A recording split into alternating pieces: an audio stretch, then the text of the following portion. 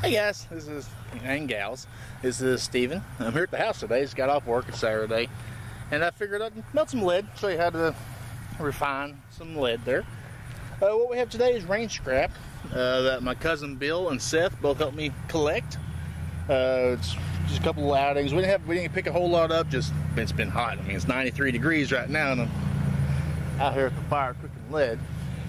But we have a little bit of lead in there. We've got this miscellaneous. There's some hard casts. There's jacketed projectiles. There's a couple muzzleloader bullets I shot. I recovered. I threw them in there. Didn't feel like sorting them out. It was kind of wet and muddy. Poured them all in at once. The bucket I had them in had water in it, so I dumped the water out, poured them in there. You want to put them all in there at the same time, because if you don't and you get your lead already heated up and it's melting, it's at the melting point, and you throw a jacket bullet in there, and inside that jacket bullet there could be some moisture. You throw it in there, it'll pop like a pimple and just shoot lead everywhere and burn you and scald you. It could get in your eyes. It's just no good. So we're going to do a big long video today. This is going to be quite a long one. We just put it in there, just fired it up. It's got my setup I have is it's a cast iron pot. There's a turkey fryer. Then there's a propane. So we're going to zoom you back in, let you look at that and see what that's starting.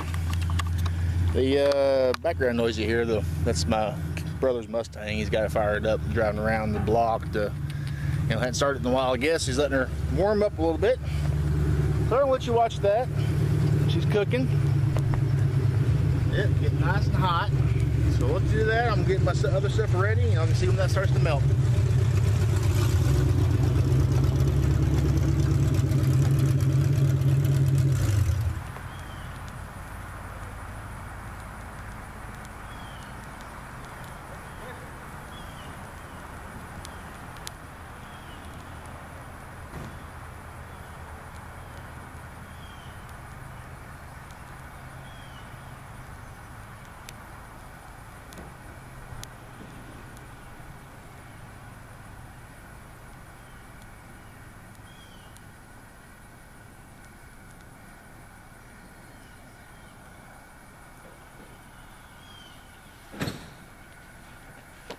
At least you didn't die too far from the house, huh?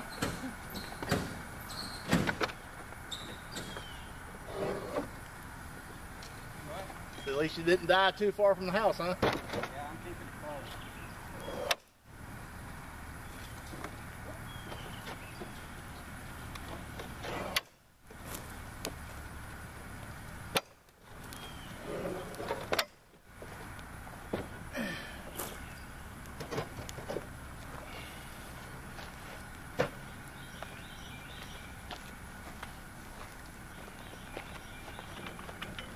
You melt some lead?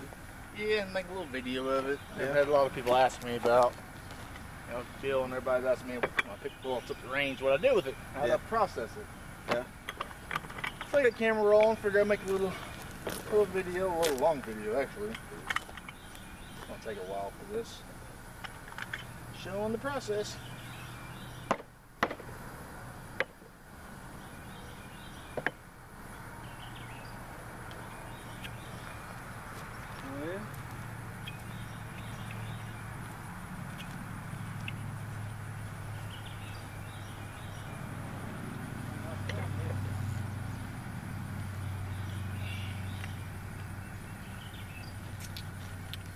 That was my brother John, guys. Just anybody to say hello.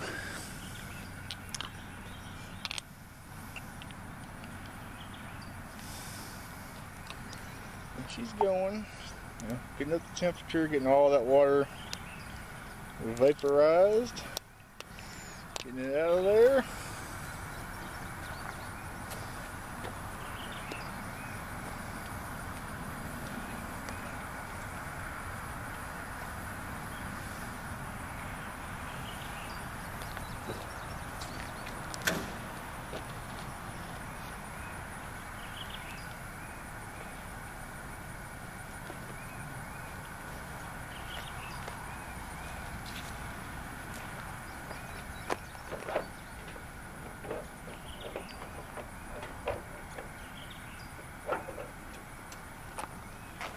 Give her a little stir, a little mix, so we get some stuff on the top that still has water. Down there still has water on it. Just some of the stuff in the bottom. It's already starting to melt in the bottom. Do a little stir. I can hear it sizzling, so let's let her do a little bit. There is one wool weight in there you might see. I found that on the ground at the shooting range, so if we're going to throw that in there.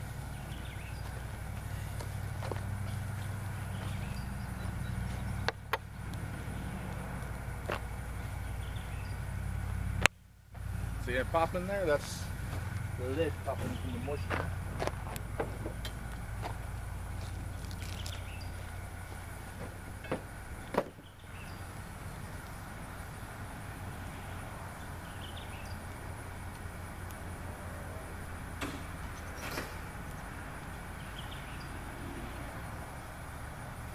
Couple of random pieces later, stuck to my filming table where I let the bars rest and cool, and we're just going to toss that in there. On top there, just a couple of random thin pieces of lead. Yeah, I'll show you my tools I'm using here. I have my little setup. I got my little Lee 1 pound molds. It does, each side does 1 pound, and the two in the middle are half pounders, so it does 3 pounds total. I have my scraper, to use that for scraping the lead and whatnot, you know, stirring it around, getting impurities out of it. Good pair of welding gloves. You want your good leather pair of welding gloves because stuff gets hot. The channel locks are there for tightening the nut up on my propane bottle. That's custom made dipper there, stainless. Picked up off eBay. It's a heck of a deal, and so I've been using this for years and love it. I wish I could find another just like it, but I've yet to find another one just like it. It's custom made, homemade. Now let's get you back on the lead there so y'all can watch it process of melting. There's a good angle right there. It's gonna be a long video, like I said. Need help pushing that back, John? Okay.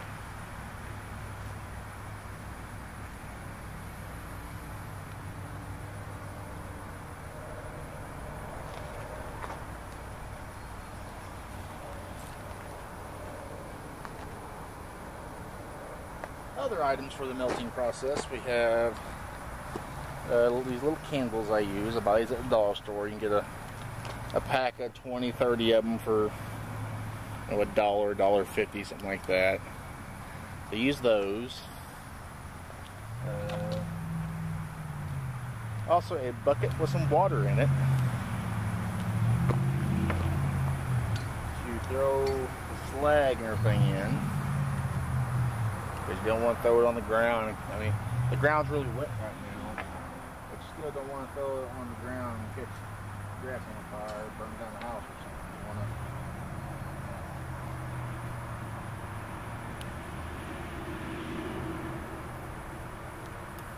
to always have a backup plan. Other good things to have with it, you know, fire extinguisher standing by. It's always a great idea to have. Stuff like that. Sawdust, you can use sawdust as optional. You don't have to, but I like to sometimes.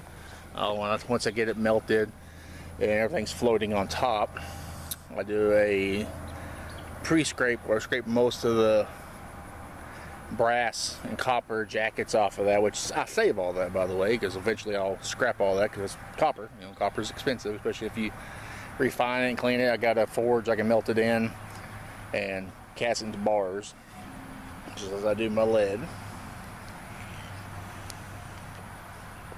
So I save all that stuff. And we'll get a bucket with some water.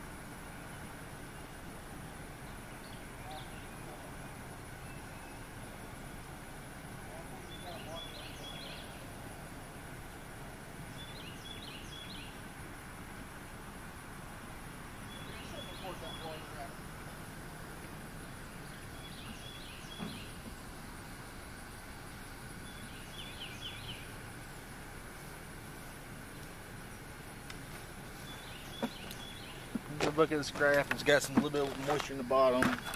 It's got my jackets from the previous melting there. It's leaves too, so I'll probably burn her a little bit. Let me add some moisture to it.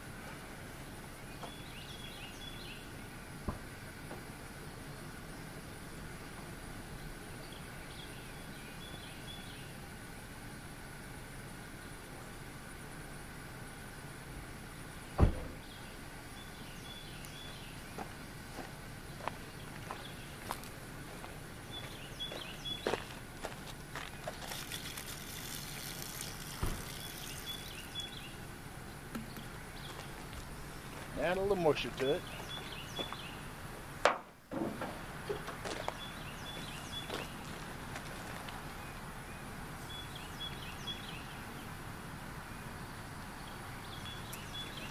See it melting on top. Projectile, the jackets that are touching the sides of the pot are starting to bubble up and melt. They're falling in on themselves, as you can see that as we speak.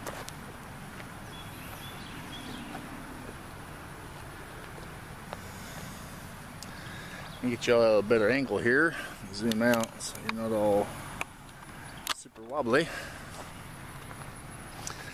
so that you're not in my way when I start the process.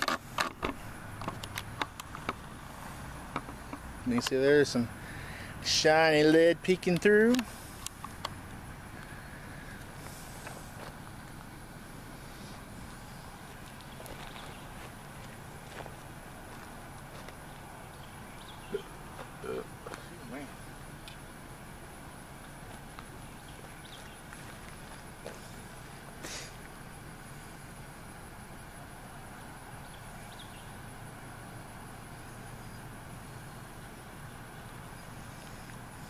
If you notice that bullet, I don't know if y'all can see that bullet or not. There's a giant bullet in there. It's going to be almost middle of the screen bottom there, right by the rim. There's a big long rifle bullet, and that's like it's a 50 caliber lead bullet. If out in the range, the sucker's over 2 inches long. But as you notice, the top of it, you might be able to see it, still has moisture on top, where the moisture's driving up, and that bullet hadn't completely dried out yet. But by the time it all melts, that bullet will be dry. And we'll turn to liquid.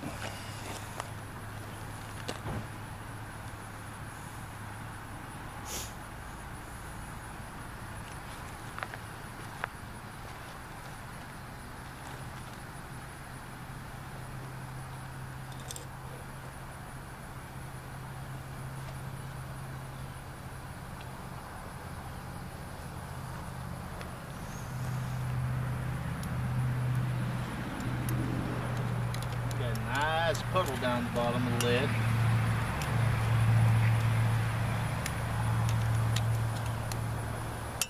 They come along nicely. Coming along nicely. And start to see a bunch of shininess popping through.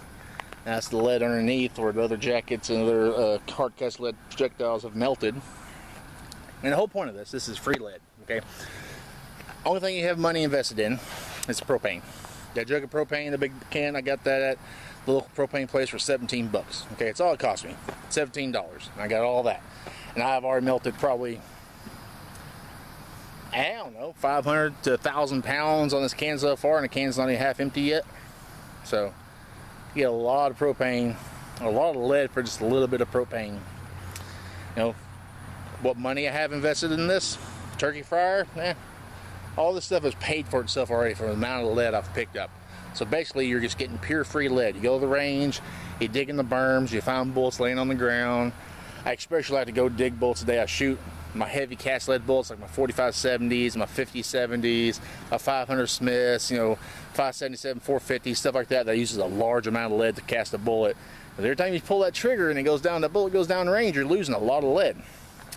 And hard lead, what I call somewhat hard lead, this is mostly hard lead. Like I said, there is some muzzleloader projectiles in there, but this is the lead I cast for those calibers I just mentioned. Plus I cast pistol projectiles, I cast projectiles to shoot through my suppressor, you know, subsonic loads, so 30 caliber projectiles, stuff like that.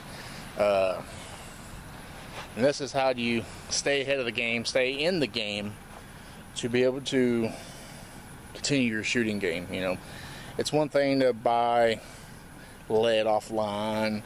It's one thing to buy already cast projectile, but when you're able to do it yourself, it just makes it so much more of accomplished to know that you're able to source your own source of lead, clean it, you're able to refine it down, get rid of all that dirt and filth that you're going to see here soon, getting all that junk out of there, and going to be able to refine it down to a bar form, and then from the bar form to your casting pot, your melting pot, and then from there cast a projectile, lube it, size it, load it into a powdered charge casing, shoot it, recover it, and start all over again.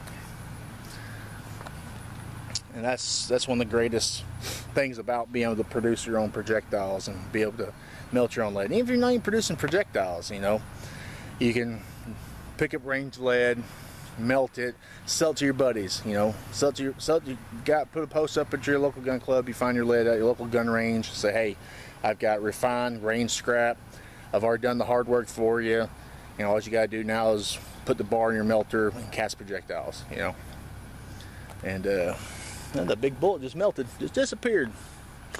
So you know, you can just do the hard work, the heavy work, and have it done, and just have that self pride that you were able to produce.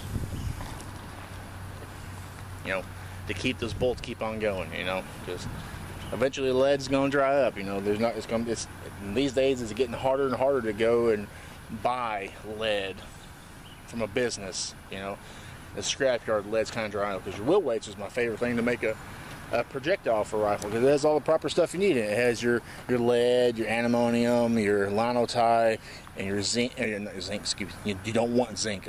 Tin was the fourth one. No zinc. Get rid of your zinc. You don't want any zinc in there. But it's getting harder to find those because the EPA is putting way more restrictions on wheel weights. You know, there's more zinc ones being produced than lead. There's plastic ones now. There's steel ones. Now, if you do wheel weights, you've got a good source of those. The little stick-on ones, that little adhesive back on them, there's lead ones and there's steel ones. The lead ones are pure lead. Those are good for casting and muzzleloader projectiles, you know, round balls and conical bullets, or buckshot if you're loading shotgun shells, or if you got your own, if you're able to produce your own birdshot, you want to use that for it. Your regular long stick type wheel weights, that's good hard lead. You're good for rifle and pistol projectiles for a modern rifle and modern pistols. Let's give it a good stir. We'll zoom out here so you can see what I'm doing. Let's get ready to stir.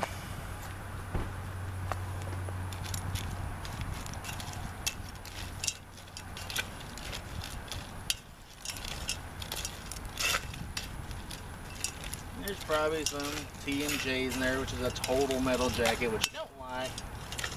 You gotta pop them. I'm not gonna worry about popping them.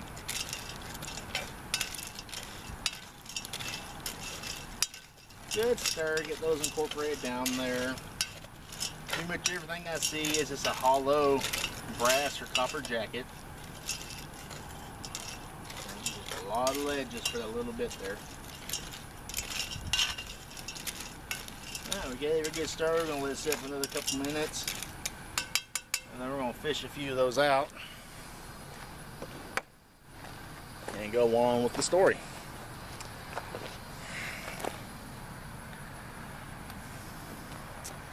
Now, over 1 year in this video, you might see me. I'm wearing gloves.